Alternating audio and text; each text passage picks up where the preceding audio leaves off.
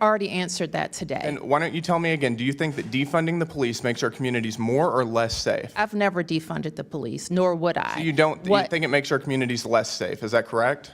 Mayor Bowser, thank you especially for coming here. You've been mayor for about 10 years, right? Yes. Okay. And during that time, would you describe D.C. as a safe city? Yes. You would? Listen, Mr. Gill, and it was brought up earlier by the Congresswoman from The murder Detroit. rate in Washington, D.C. is the 4th highest of any city in the country. Would you describe that as a safe city? I have heard every statistic and factoid, and they're all different about where our city. Are you disputing that Washington, D.C. is the 4th highest murder rate in the country? I'm not familiar with that statistic. You're not familiar with that statistic. What I know, Mr. This is your city. Mr. Gill, respectfully, this is your city. Respectfully, I know that we have driven our murder rate down. What was the homicide rate in 2014 before you were elected? I don't know. Do you know how much the homicide rate has changed during your tenure as mayor? I do. How much? It has gone up. It's gone up by about going 70%. Down. It's gone up by about 70% from 2014 to 2024. Those are from the Metropolitan Police Department. That is correct. I don't think that number is correct. You should know the crime statistics for your own city, especially whenever it's this dangerous. Do you know how carjackings have trended during your time in office? I know that they have gone down. They're up over 500% since from 2014 to 2024. That's not a safe city. I don't think any person would call that a safe city. We'll move on. Do you agree that defunding the police makes our communities less safe, don't you? This is what I want to say. It's a straightforward question. Yeah. You're not going to filibuster. Do you think that answer. defunding the police makes our communities less safe? What I know is that people have moved here. People have sent their kids here. People have started businesses here. We have record. Does defunding the police make our communities more or less safe? Those are the indications. Does defunding the police make our communities more or less safe? Where people want to live, work, and visit. You won't even back your own police department right now. I'm asking you, does defunding the police make our communities more or less safe? And you won't give me a straight answer. I've already answered that today. And why don't you tell me again, do you think that defunding the police makes our communities more or less safe? I've never defunded the police, nor would I. So you think it makes our communities less safe, is that correct? I just told you, I've never defunded the police, and I never would. I understand that. You know, you may not have defunded the police, and that's a good thing, but you did provide a $125,000 grant to an organization lobbying to defund the police. Are you aware of that?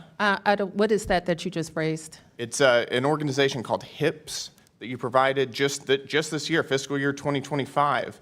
$125,000 grant to. I think we funded them to do public health work. Quote, "It's time we shifted to a society free of police and systems of incarceration." We fund them for public health work. For public health? Yes. Does this make our communities more healthful?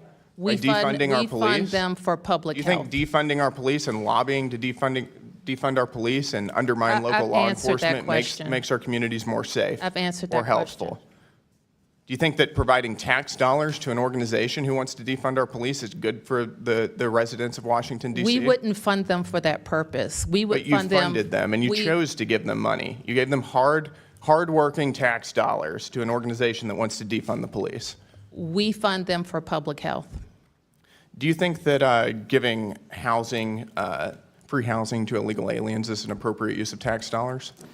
We think if it keeps people off the streets, then we have to keep people off the streets. You agree with giving your residents tax dollars and using them to give subsidized housing for illegal aliens? But Mr. Gill, we also didn't agree with the governor of Texas or Arizona busing people, tricking them to come to our city. And we didn't agree with that either. It's surprising to me because you're also funding NGOs that support free housing for illegal aliens. And I hope you would agree that other governors shouldn't send people on buses that don't have any housing to our city. Free housing for illegal aliens in your city. That makes your city less safe. I want to move on. What started as a routine congressional hearing quickly turned into one of the most intense exchanges over crime and public safety in Washington, D.C. Representative Brandon Gill questioned Mayor Muriel Bowser on everything from rising violent crime to police funding, illegal immigration, and the city's handling of major protests. As the questions became more direct, the tension inside the hearing room only continued to build. Here's a look at the key moments from this heated confrontation. The hearing opened with a simple question. Representative Gill asked Mayor Bowser whether she believed Washington, D.C. was a safe city. The mayor answered yes. Gill immediately challenged that response by pointing to crime statistics, arguing that the city ranks among those with the highest murder rates in the nation. He then asked whether she knew how crime had changed during her decade in office. When Bowser acknowledged that homicides had increased, Gill cited Metropolitan Police Department data showing that murders had risen significantly compared to when she first became mayor. He followed up by pointing to the sharp increase in carjackings, arguing that these trends made it difficult to describe the city as safe.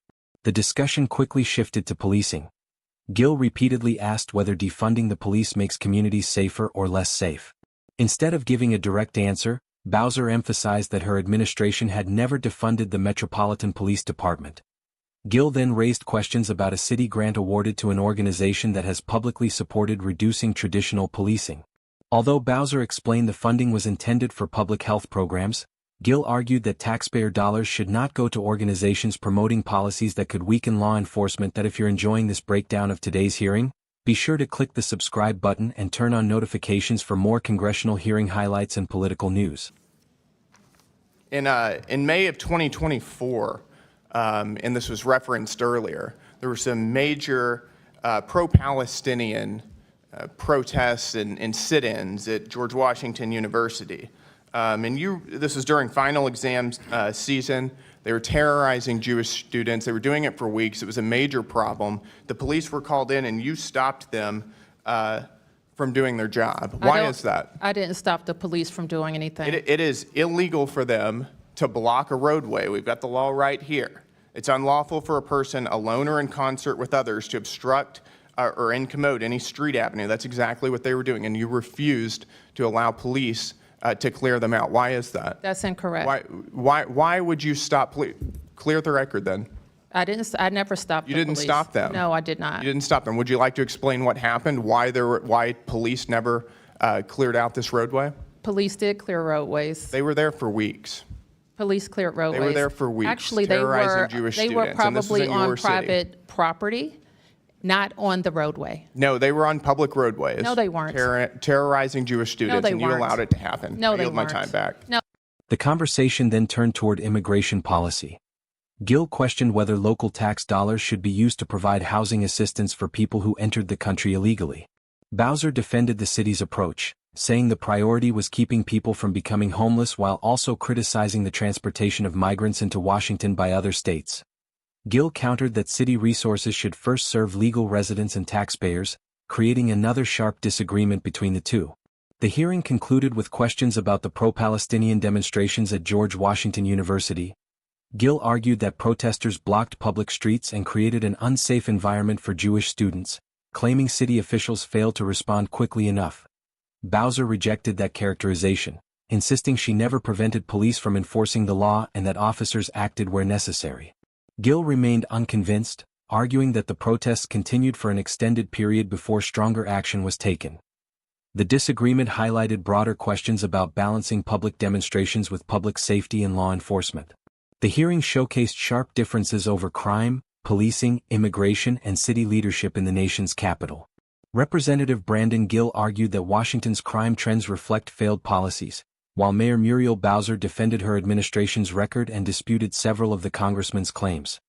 Whether viewers agree with Gill's criticism or Bowser's defense, the exchange underscored the ongoing debate over how cities should address public safety and law enforcement.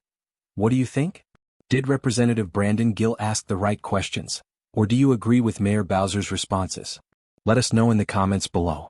If you enjoyed this video, don't forget to like, subscribe, and turn on notifications for more highlights from Capitol Hill.